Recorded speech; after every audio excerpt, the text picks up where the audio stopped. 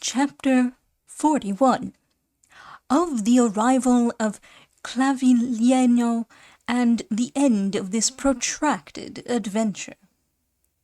And now night came, and with it the appointed time for the arrival of the famous horse, Clavileno, the non-appearance of which was already beginning to make Don Quixote uneasy, for it struck him that, as Malambruno was so long about sending it, either he himself was not the knight for whom the adventure was reserved, or else Malambruno did not dare to meet him in single combat.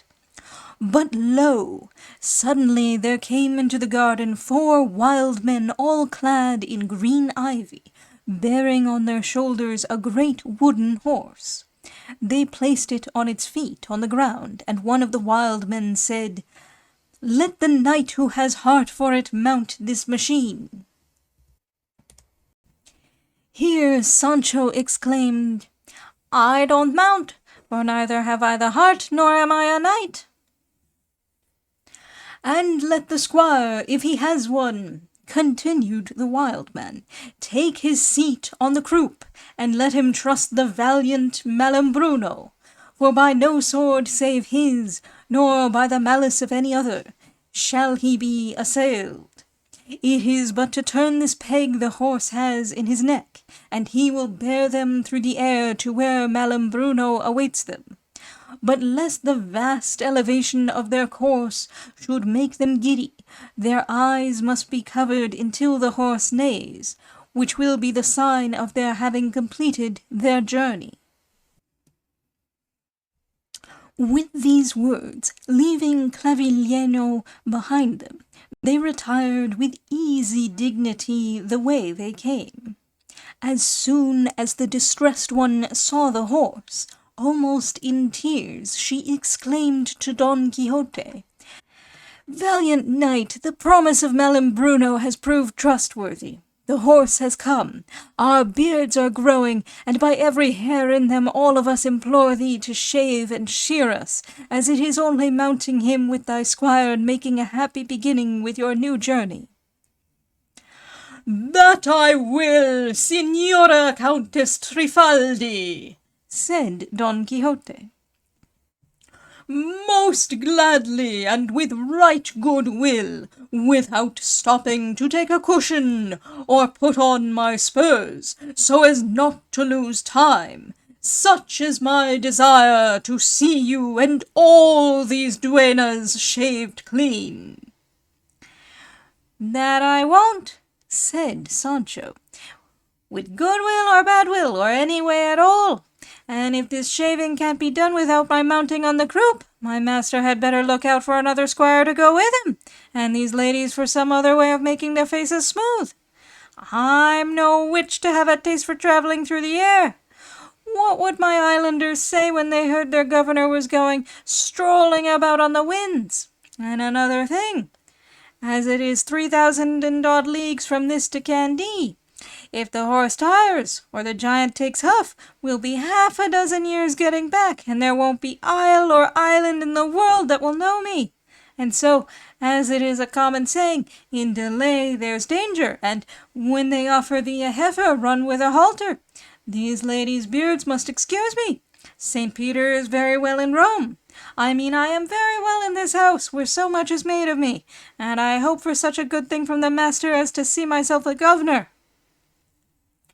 "Friend Sancho," said the Duke at this, "the island that I have promised you is not a moving one, or one that will run away. It has roots so deeply buried in the bowels of the earth that it will be no easy matter to pluck it up or shift it from where it is. You know as well as I do that there is no sort of office of any importance that is not obtained by a bribe of some kind, great or small. Well then, that which I look to receive for this government is that you go with your master Don Quixote, and bring this memorable adventure to a conclusion. And whether you return on Clavileno as quickly as his speed seems to promise, or adverse fortune brings you back on foot, travelling as a pilgrim from hostel to hostel and from inn to inn, you will always find your island on your return where you left it, and your islanders with the same eagerness they have always had to receive you as their governor. And my goodwill will remain the same. Doubt not the truth of this, Signor Sancho, for that would be grievously wronging my disposition to serve you." "Say no more, Signor," said Sancho. "I am a poor squire and not equal to carrying so much courtesy. Let my master mount, bandage my eyes, and commit me to God's care, and tell me if I may commend myself to our Lord, or call upon the angels to protect me when we go towering up there." To this the Trifaldi made answer, "Sancho, you may freely commend yourself to God or whom you will, for Malambruno, though an enchanter, is a Christian, and works his enchantments with great circumspection, taking very good care not to fall out with any." "Well then," said Sancho, "God and the most holy Trinity of Gaeta give me help." "Since the memorable adventure of the fulling mills," said Don Quixote, "I have never seen Sancho in such a fright as now. Were I as superstitious as others, his abject fear would cause me some little trepidation of spirit. But come here, Sancho, for with the leave of these gentles I would say a word or two to thee in private."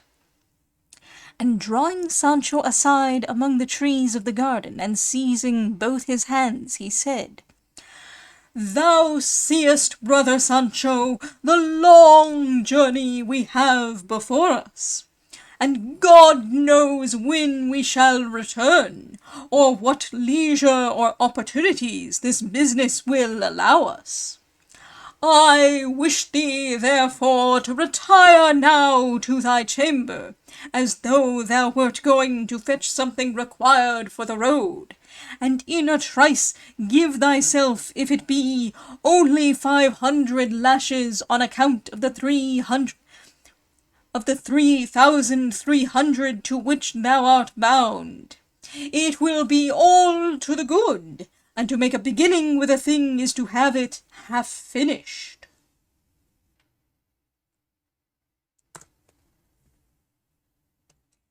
"By God," said Sancho, "but your worship must be out of your senses. This is like the common saying, you see me with child and you want me a virgin.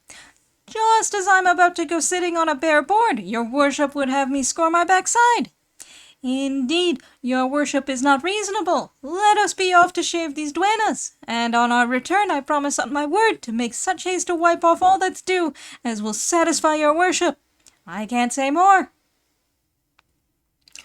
"Well, I will comfort myself with that promise, my good Sancho," replied Don Quixote, "and I believe thou wilt keep it.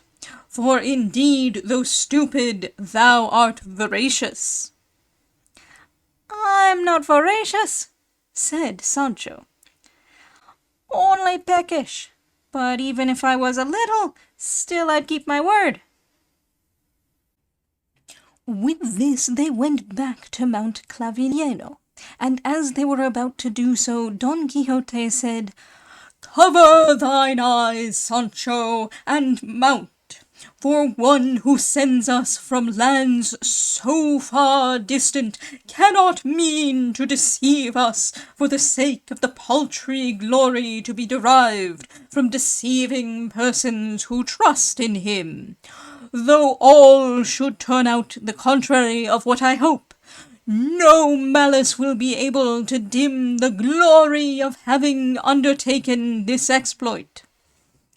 "Let us be off, Señor," said Sancho, "for I have taken the beards and tears of these ladies deeply to heart, and I shan't eat a bit to relish it until I have seen them restored to their former smoothness. Mount, your worship, and blindfold yourself, for if I am to go on the croup, It is plain the rider in the saddle must mount first." "That is true," said Don Quixote, and taking a handkerchief out of his pocket, he begged the distressed one to bandage his eyes very carefully. But after having them bandaged, he uncovered them again, saying, "If my memory does not deceive me, I have read in Virgil of the Palladium of Troy, a wooden horse the Greeks offered to the goddess Pallas, which was being with armed knights, who were afterwards the destruction of Troy. So it would be as well to see, first of all, what Clavileno has in his stomach." "There is no occasion," said the distressed one. "I will be bail for him, and I know that Malambruno has nothing tricky or treacherous about him. You may mount without any fear, Señor Don Quixote. On my head be it if any harm befalls you."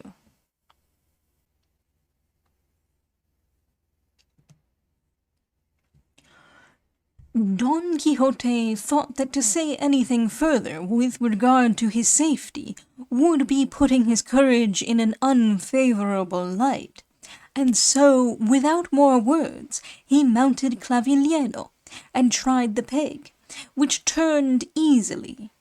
And as he had no stirrups and his legs hung down, he looked like nothing so much as a figure in some Roman triumph painted or embroidered on a Flemish tapestry. Much against the grain, and very slowly, Sancho proceeded to mount, and after settling himself as well as he could on the croup, found it rather hard, and not at all soft, and asked the Duke if it would be possible to oblige him with a pad of some kind, or a cushion, even if it were off the couch of his lady the Duchess, or the bed of one of the pages, as the haunches of that horse were more like marble than wood. On this the Trifaldi observed that Clavileno would not bear any kind of harness or trappings, and that his best plan would be to sit sideways like a woman, as in that way he would not feel the hardness so much.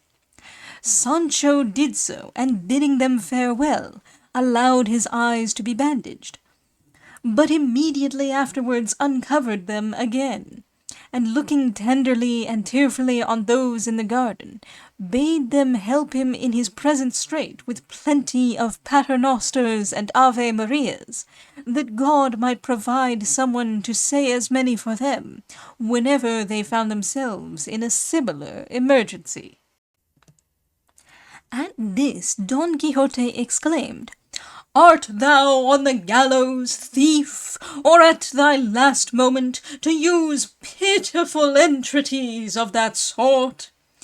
Cowardly, spiritless creature, art thou not in the very place the fair Magalona occupied, and from which she descended, not into the grave, but to become Queen of France, unless the histories lie? And I, who am here beside thee, may I not put myself on a par with the valiant Pierres, who pressed this very spot that I now press? Cover thine eyes, abject animal, and let not thy fear escape thy lips, at least in my presence." "Blindfold me," said Sancho, "as you won't let me commend myself or be commended to God. Is it any wonder if I am afraid there is a region of devils about here that will carry us off to Peralvillo?" They were then blindfolded, and Don Quixote, finding himself settled to his satisfaction, felt for the peg, and the instant he placed his fingers on it, all the duennas and all who stood by lifted up their voices, exclaiming, "God guide thee, valiant knight! God be with thee, intrepid squire! Now ye go cleaving the air more swiftly than an arrow! Now ye begin to amaze and astonish all who are gazing at you from the earth. Take care not to wobble about, valiant Sancho. Mind thou fall not, for thy fall will be worse than that rash youth's who tried to steer the chariot of his father the sun." As Sancho heard the voices, clinging tightly to his master and winding his arms round him, he said, "Señor, how do they make out we are going up so high? If their voices reach us here, and they seem to be speaking quite close to us." "Don't mind that, Sancho," said Don Quixote, "for as affairs of this sort, and flights like this, are out of the common course of things, you can see and hear as much as you like 1,000 leagues off. But don't squeeze me so tight, or thou wilt upset me. And really I know not what thou hast to be uneasy or frightened at, for I can safely swear I never mounted a smoother going steed all the days of my life.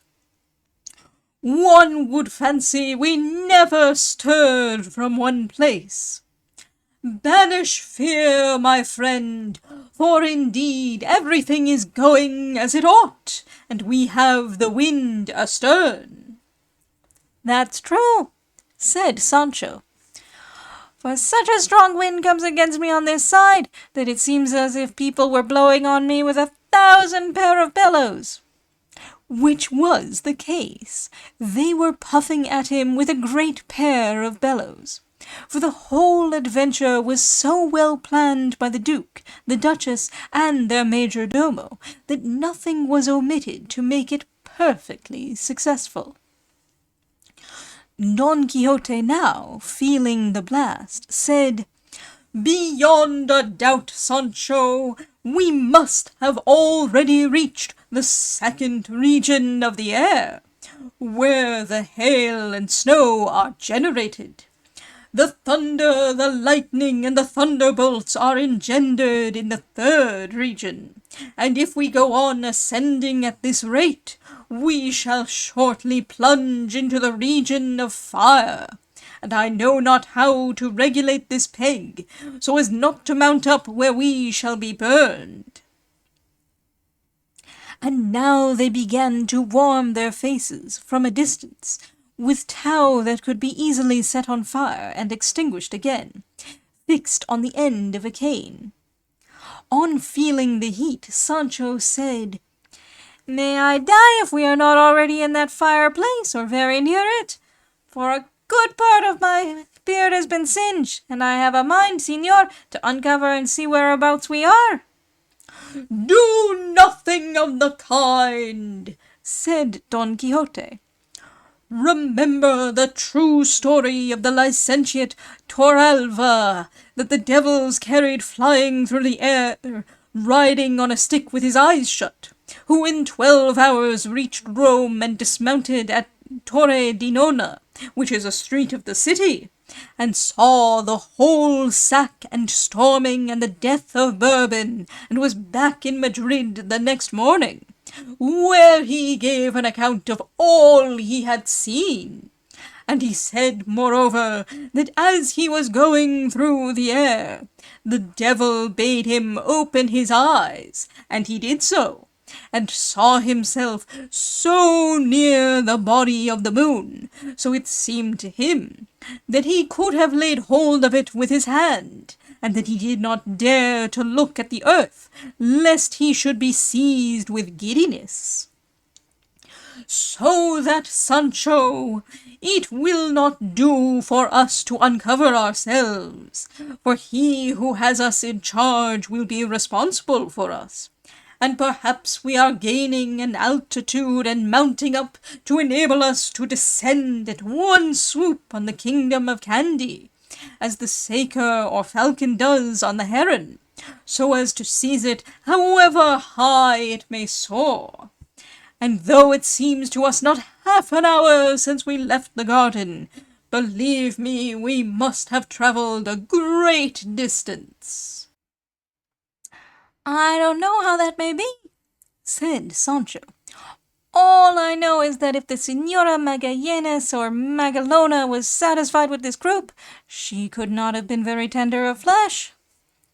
The Duke, the Duchess, and all in the garden were listening to the conversation of the two heroes, and were beyond measure amused by it, and now, desirous of putting a finishing touch to this rare and well-contrived adventure, they applied a light to Clavileño's tail with some tow, and the horse, being full of squibs and crackers, immediately blew up with a prodigious noise, and brought Don Quixote and Sancho Panza to the ground half-singed.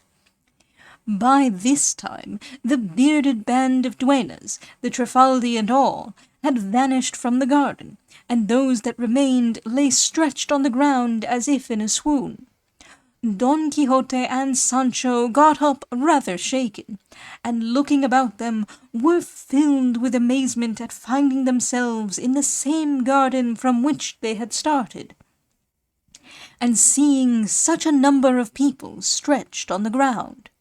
And their astonishment was increased when at one side of the garden they perceived a tall lance planted in the ground, and hanging from it by 2 cords of green silk, a smooth white parchment, on which there was the following inscription in large gold letters: "The illustrious knight Don Quixote of La Mancha has, by merely attempting it, finished and concluded the adventure of the Countess Trifaldi, otherwise called the Distressed Duenna. Madame Bruno is now satisfied on every point. The chins of the duennas are now smooth and clean, and King Don Clavijo and Queen Antonomasia in their original form. And when the squirely flagellation shall have been completed, the white dove shall find herself delivered from the pestiferous gerfalcons that persecute her, and in the arms of her beloved mate, for such is the decree of the sage Merlin, arch-enchanter of enchanters."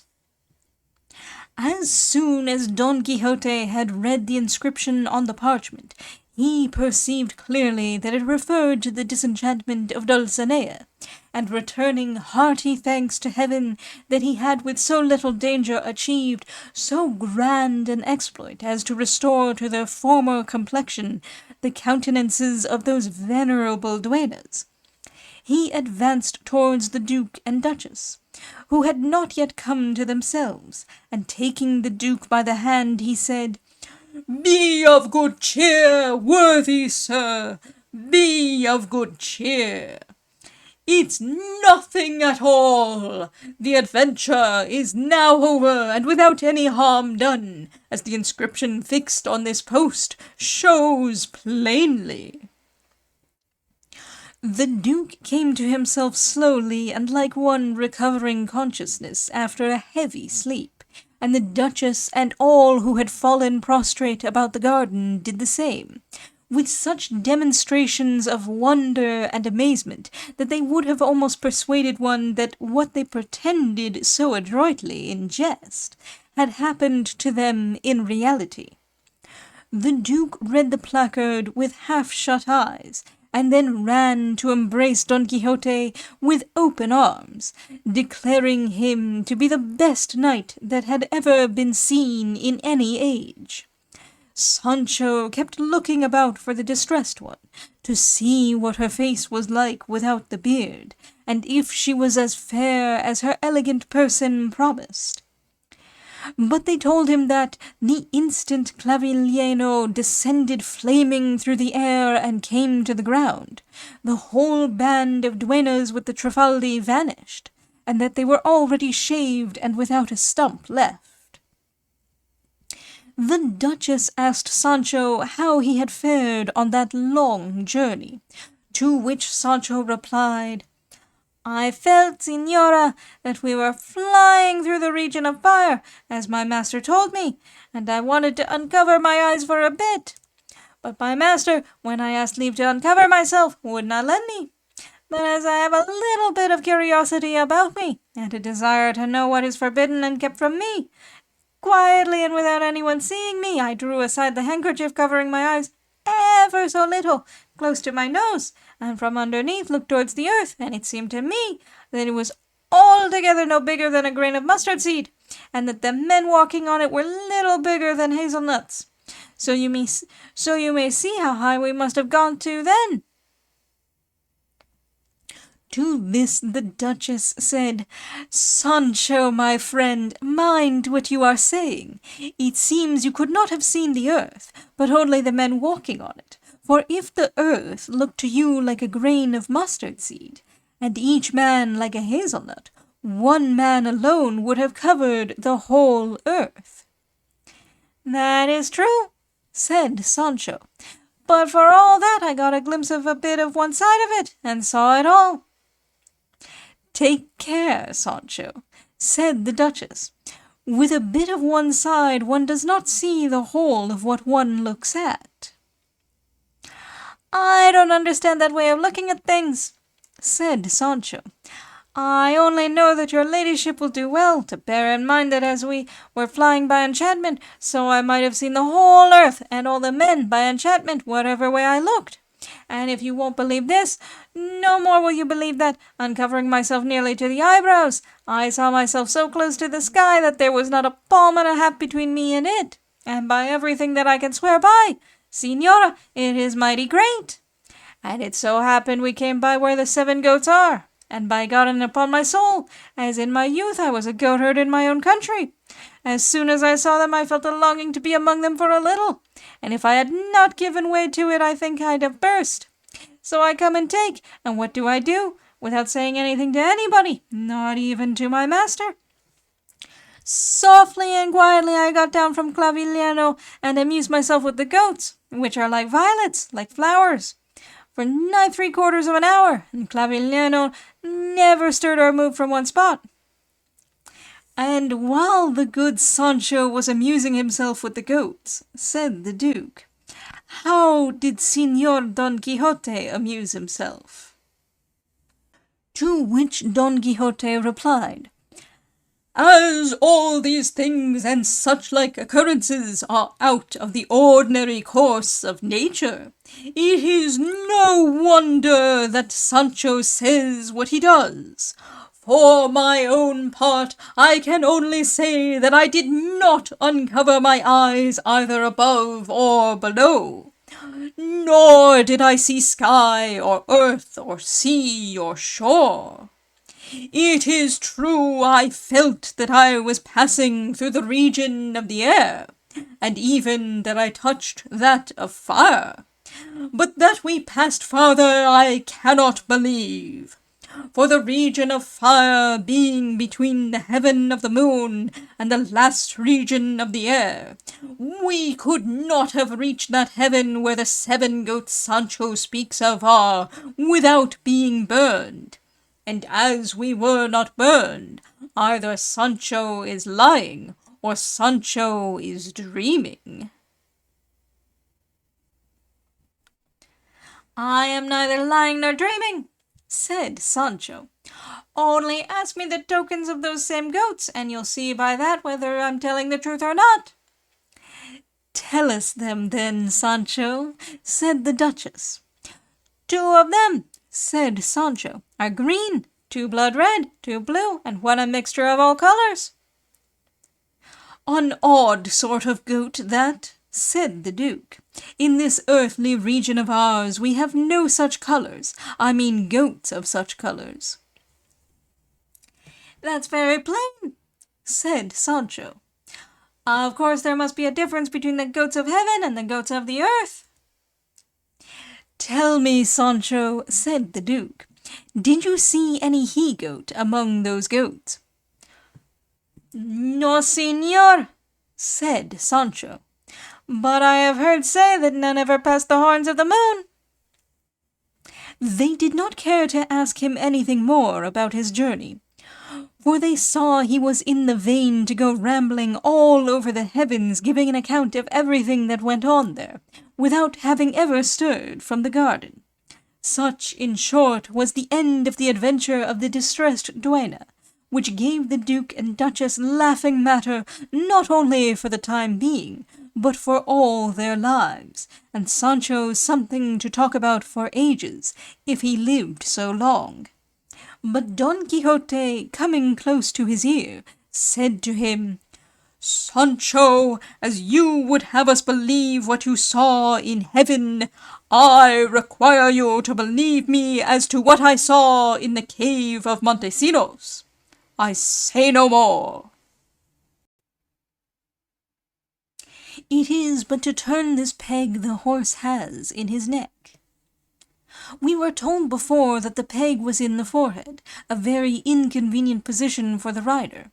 In the magic horse in the Arabian Nights it was in the neck. In the case of Chaucer's Stead of Brass, to guide him, ye moten trill a pin stont in his ear.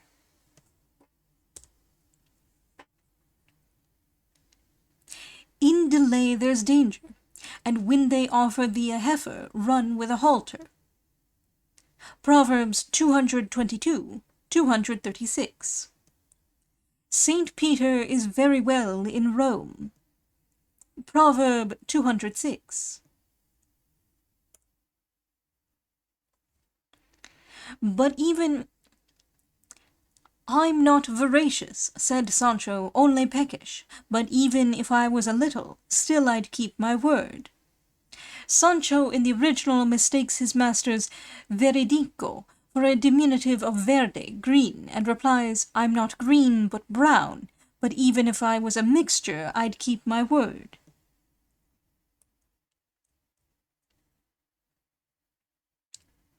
Is it any wonder if I am afraid there is a region of devils about here that will carry us off to Peralvillo?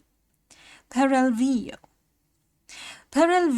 a small town near Ciudad Real, where the Holy Brotherhood used to execute their prisoners.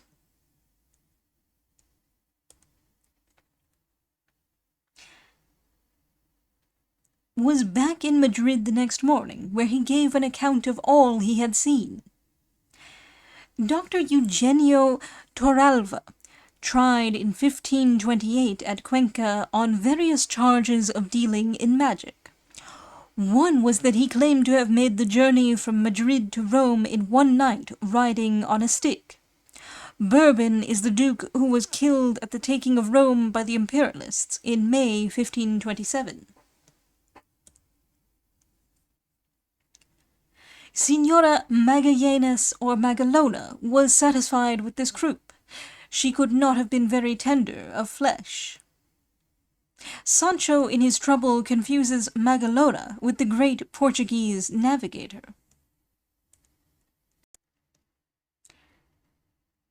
Where the 7 goats are, i.e. the Pleiades. So I come and take, and what do I do? Without saying anything to anybody. Literally saying nothing to nobody.